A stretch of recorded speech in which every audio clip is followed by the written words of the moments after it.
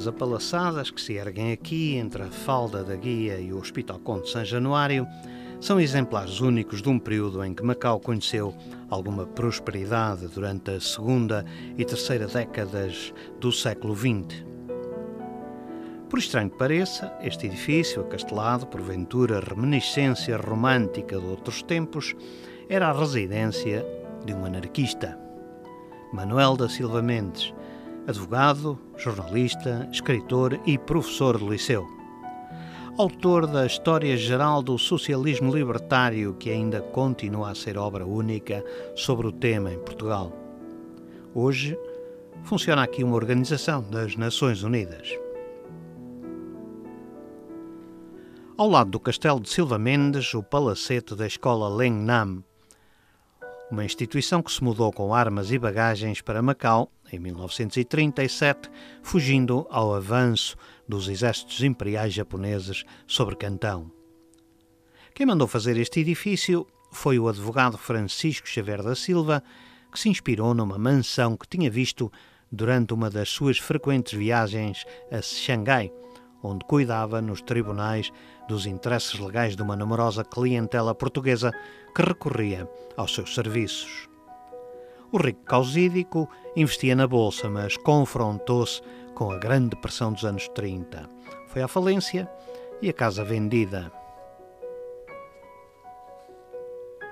Entre os dois palacetes ergue-se este outro que alberga a Autoridade Monetária Cambial de Macau e que antes tinha sido um convento, o Convento do Precioso Sangue. Um edifício que, um pouco à semelhança do vizinho Silva Mendes, faz lembrar uma elegante fortaleza. O palacete da família Nolasco da Silva. Construída na mesma altura que as restantes, o patriarca da família, figura incontornável da história de Macau da segunda metade do século XIX, que a sonhou, nunca teria ensejo de habitar. Morre em 1912, antes da conclusão das obras. Mas quem era Pedro Nolasco da Silva? António Aresta, historiador e biógrafo, que dedicou alguns dos seus estudos à educação em Macau, considera-o, acima de tudo, um pedagogo. Pedro Nolasco da Silva era uma das mentes brilhantes da comunidade portuguesa de Macau. É trator e intérprete, mas acima de tudo professor, acima de tudo, do meu ponto de vista, tradutor de clássicos chineses, que tinham um duplo objetivo. Por um lado, proporcionar o ensino da língua cínica, mas por outro lado, trazer para a comunidade portuguesa os valores éticos e morais dos grandes clássicos, nomeadamente a amplificação do Santo Decreto do Imperador Yongzheng, que foi um livro primorosamente traduzido e meticulosamente vertido para português, com perguntas e respostas. Por um lado, traduziu clássicos chineses. Em segundo lugar, trouxe manuais, fez manuais apropriados para os alunos de cá. Em terceiro lugar, procurou redigir pequenos prontuários para se escrever e para se poder falar. Em terceiro lugar, procurou incentivar o uso da língua chinesa, que era uma coisa, no tempo, não era normal. Todo este labor tinha a ver com o facto de pertencer aos quadros da Procuratura dos Negócios Cínicos e ter sido indicado para chefiar em 1885 uma nova repartição que tinha como objetivo auxiliar os restantes serviços públicos nas suas relações com a comunidade chinesa. A sua nomeação para a liderança deste departamento era já fruto de uma carreira que se adivinhava brilhante, crescendo em picos de prestígio, nomeadamente quando é designado para assessorar o governador Tomás de Sousa Rosa nas negociações do Tratado Luso-Chinês de 1887, ou mais tarde, quando participou nas conversações entre Portugal e a China para a discussão dos limites de Macau. Mas Pedro Nolasco não se confinava apenas aos gabinetes. Pelo contrário, vinha a público intervindo na vida social e política, na imprensa. Uma imprensa tradicionalmente constituída por periódicos de efêmera duração, muitas vezes truculenta, mas sempre polémica. É curioso porque estes portugueses, não utilizo muito a palavra macaense, são portugueses de Macau, tinham uma preocupação de estar inseridos nesta jornalismo volátil. Os jornais abriam, fechavam, deixavam marcas, mas eles estavam sempre ligados, quer assinando artigos, quer colocando artigos anónimos, mas sempre presentes, é verdade, é verdade. Algumas das pugnas que Pedro Nolasco da Silva sustentou davas à estampa no Eco Macaense, que editava juntamente com Francisco Hermenegildo Fernandes e onde escrevia também na secção em língua chinesa Sun Yat-sen. Essa ligação ao que seria o primeiro presidente da China poderá explicar o facto de a Santa Casa da Misericórdia ter ajudado desde logo e sem reservas o que era então apenas um jovem médico em início de carreira, sem credenciais nem fiadores. É que Pedro Nolasco era então igualmente provedor da instituição. Estas casas foram há muito demolidas. Perfilavam-se acanhadas no que é hoje o recanto ajardinado fronteiro ao edifício dos Correios. O conjunto pertencia à Santa Casa. E foi aqui no número 14 o primeiro consultório de Sun Yat-sen em Macau e também a sua residência. O contrato de arrendamento, firmado então pela instituição e pelo clínico, é por isso um testemunho histórico que figura com a devida proeminência no Museu da Santa Casa. Depois do consultório, Sun Yat-sen projetou abrir uma farmácia e a Santa Casa voltou a apoiá-lo com um empréstimo para o efeito. A farmácia seria esta: um edifício estreito, de 2 andares, na Rua das Estalagens. Recentemente recuperado pelo Instituto Cultural de avançado estado de degradação, a escolha da casa seria uma inesperada coincidência histórica. Ou talvez não. Nos princípios do século XIX, tinha-se albergado neste local, às Janelas Verdes, uma das primeiras, se não mesmo a primeira farmácia ocidental a funcionar em termos modernos em Macau, depois das incipientes boticas dos jesuítas que funcionavam no desaparecido Colégio de São Paulo. A farmácia pertencia a Joaquim José dos Santos, um irredutível militante liberal que, no calor da Revolução, colocou aqui um letreiro a denominar a farmácia Laboratório Constitucional e que transformou o próprio laboratório numa espécie de biblioteca pública, contendo os livros dos maiores teóricos da Revolução Francesa. Mas os liberais de Macau foram esmagados e Joaquim José dos Santos não teve alternativa senão entregar o laboratório à Santa Casa, por ninguém lhe o querer comprar. Outra coincidência histórica seria o facto de Sun Yat-sen, tal como o farmacêutico português, estar mais interessado em encontrar um auditório estratégico para os seus comícios contra a monarquia imperial do que uma verdadeira farmácia. E assim, este local funcionou como sede provisória dos preparativos para a primeira intentona que levaria a efeito em Cantão contra o Império. Um fracasso. Derrotado, fugiu para Macau, onde, como se viu, tinha amigos e correligionários fiáveis. O editor do Eco Macaense, Francisco Hermenegildo Fernandes, é quem o auxilia a fugir das garras do Império e a exilar-se no Japão. Com a fuga de Sun Yat-sen, a farmácia da Rua das Estalagens encerra definitivamente. Mas afirma Nolasco e companhia garantiria alguma continuidade à história farmacêutica local ao abrir a pouca distância, no Largo do Senado, a Farmácia Popular. Um estabelecimento que já não era de todo cobertura para atividades políticas. Quando muito, seria apenas mais um local de bisbilhotice.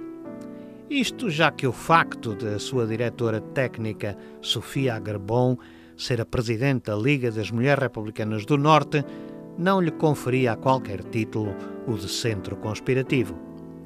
Mas, apesar de todo o apoio prestado pela Santa Casa a Sun Yat-sen, não quer dizer que Pedro Nolasco da Silva fosse um incondicional da Revolução. Bem pelo contrário. Sim, podemos indicar isso, porque tinha a influência da chinesa, importante, portanto havia uma grande estabilidade intelectual e eu provavelmente seria um conservador. Eu inseri naqueles tempos? Penso que era um pragmático, portanto, enquanto serviu a monarquia, obviamente mesmo como intérprete-tradutor, em missões diplomáticas em Pequim, em salvo erro, no tempo do governador Tomás de Sousa Rosa, salvo erro, se não me engano, mas servia profissionalmente. Penso que aparecendo a República, por uma questão de pragmatismo, aceitou. Não fez como o Miranda Lima, que deitou fora uma coisa e começou outra, uma confusão. Mas não quer dizer que fosse incoerente, mas era pragmático. Miranda Lima, a que António Aresta se refere, é o primeiro professor primário de Macau que começou por ser um estrénuo absolutista para se converter ao liberalismo, logo que os ventos da política mudaram em Lisboa com a Revolução de 1820. Pedro Nolasco é o oposto de Miranda Lima, sendo porventura a única figura capaz de gerar consensos, mesmo quando já retirado da vida política. Tenho uma visão perspectiva notável. Mesmo quando o regime muda em 1910, o Manuel da Silva Mendes contava uma história que havia tentativa de se bombardear o Palácio de Governo aqui em Macau para demitir o governador, o Eduardo Marques, e foi a figura consensual do Pedro Nolasco que apaziguou estes ânimos. Sim, figura grata da comunidade quando houve aquele comício no Leal Senado. O Pedro Nolasco da Silva foi das pessoas que, segundo o relato de Silva Mendes, que não temos outro, que mais tranquilidade trouxe à comunidade. Pedro Nolasco esteve também no centro da política local como presidente do Leal Senado. Este cargo, que desempenhou mais do que uma vez, terá sido aquele em que, porventura, menos história deixou. Eu penso que ele deixou marcas. Nomeadamente no ensino, eu recuperei 2 ou 3 cartas inéditas dele para o governador Martinho Montenegro, de 1904, por aí. Portanto, recuperei alguma coisa e ele aí mostrava interesse em questões de higiene, posturas de salubridade nos mercados. Estava atento ao ensino primário. Portanto, há aí umas pequenas indicações que nos mostram que não foi um presidente de fachada. Portanto, foi uma pessoa que procurou ter intervenção. Mas é uma coisa, só para terminar, é uma coisa que ainda não foi levantada da poeira dos arquivos. A presidência do Leal Senado era tradicionalmente sobraçada por um macaense ilustre que, por vezes, era também o provedor da Santa Casa. Aliás, houve momentos na história de Macau em que os elementos da mesa da Santa Casa eram os mesmos do Leal Senado. Porém, no dialbar do século XX, o peso político do Leal Senado tinha sido progressivamente diminuído. Por seu turno, a Santa Casa da Misericórdia há muito que já não era a instituição monopolista do auxílio e assistência social, e muito longe dos tempos em que era instituição financeira com indiscutível crédito nas praças internacionais. Mas como caracterizar a Santa Casa nessa época? As misericórdias estão ligadas a um espírito de filantropia e de benemerência que tem de atrair beneméritos para poder desempenhar cabalmente as suas funções assistenciais. Mas a misericórdia, julgo que não se esgota nisso. Deve ter um papel de harmonizador da sociedade, procurar que as pessoas mais desfavorecidas não possam ficar desamparadas. O Estado não era providência ainda naquele tempo. Portanto, era um Estado que ligava a algumas elites, mas não tinha preocupações sociais. É curioso que as grandes polémicas que podem agitar Macau neste final de século, uma tem a ver com a Igreja e Darwin. Não sei que papel é que a misericórdia terá tido aí, porque os seus benfeitores poderiam não aceitar muito bem algumas dessas ideias dessas pessoas, que também eram benfeitores, por exemplo, Lourenço Marques, mas a misericórdia tinha de expandir os seus interesses e a sua assistência no domínio cultural. Portanto, o Pedro Nolasco da Silva, com o seu papel, a sua figura de pedagogo, de homem de cultura, poderia ter contrabalançado um pouco aquele espírito não tão assistencialista, mas também de intervenção cultural, do meu ponto de vista. A força e o poder de algumas instituições macaenses, nomeadamente o Leal, Senado e a Santa Casa, diminuíam. O novo século abria também um novo panorama. Mas se Macau já não era de todo a fabulosa cidade de 500, também não era a cidade que Camilo Peçanha descrevia na sua pessimista correspondência para Lisboa. O Camilo Peçanha deixou páginas terríveis sobre Macau desse tempo, não é?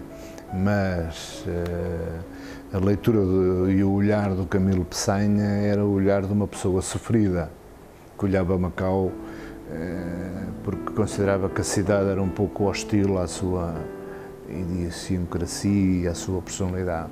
O Manuel da Silva Mendes tinha uma visão diferente, como sabe. Tinha uma intervenção maior, uma intervenção, isto mais ou menos até o Pedro Nolasco da Silva deve ter morrido, salvo erro, lá para 1911 ou 1912, por aí. Portanto, até aí, no Liceu tinha pouca gente, a escola comercial, pouca gente, o seminário ainda era uma escola forte, uma escola com grande prestígio. O Dom José da Costa Nunes ainda não era bispo, só foi bispo a partir de 1920, salvo erro.